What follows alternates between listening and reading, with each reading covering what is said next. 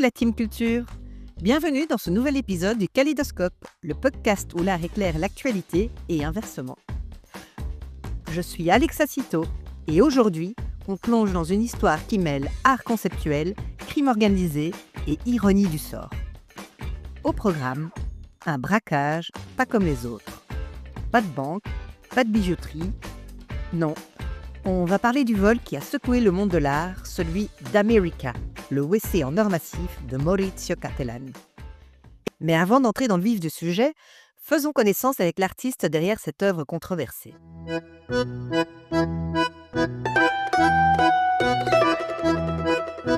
Maurizio Cattelan, artiste contemporain italien, est devenu une figure incontournable des années 90 grâce à ses installations et sculptures qui bousculent les normes de l'art et de la société.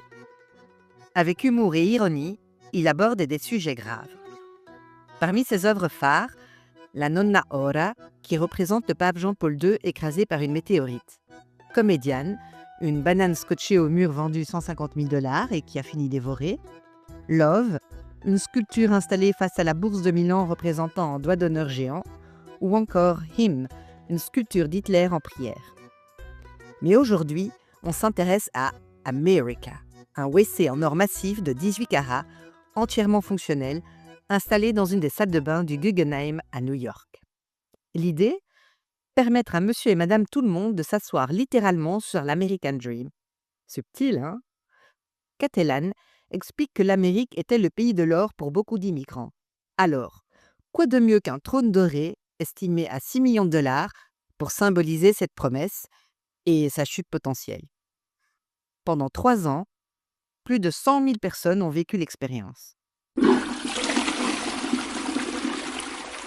Imaginez la file d'attente. En septembre 2019, le Guggenheim prête l'œuvre au château de Blenheim, en Angleterre. Résidence de naissance de Winston Churchill, patrimoine mondial de l'UNESCO, bref, un lieu plutôt classe pour installer un WC, même artistique. Et c'est là que notre histoire devient rocambolesque.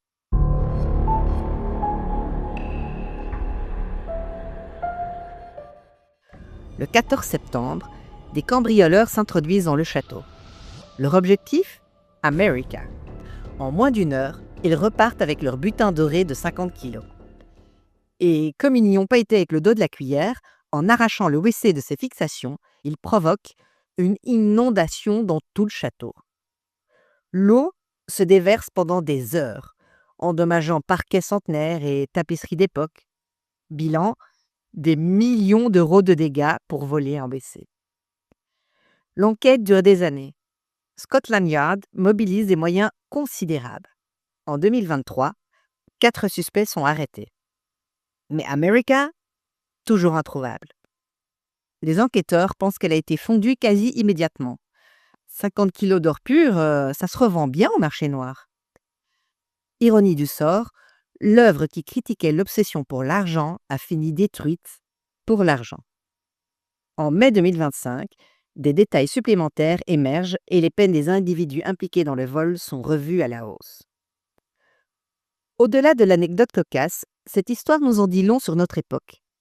Cattelan avait créé America pour questionner la société de consommation, l'obsession de la richesse et la démocratisation de l'art. Et qu'est-ce qui arrive ? L'œuvre est volée, détruite, réduite à sa seule valeur marchande. C'est exactement ce que l'artiste dénonçait. Les voleurs ont fait de America la parfaite illustration de sa propre critique. Pierre Bourdieu aurait adoré cette histoire. Elle illustre comment le capital économique finit toujours par écraser le capital culturel. L'art conceptuel face au pragmatisme du crime organisé. C'est David contre Goliath, sauf que David s'est fait voler sa fronde.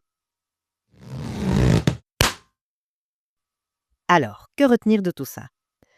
Peut-être que l'art le plus provocateur de Cattelan n'était pas America en soi, mais sa disparition.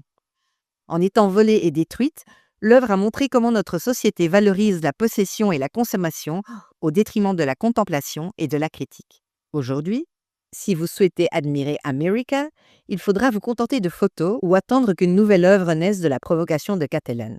Et la prochaine fois que vous utiliserez une toilette publique, pensez-y, vous pourriez être en train de vous asseoir sur une œuvre d'art ou sur un symbole de notre société.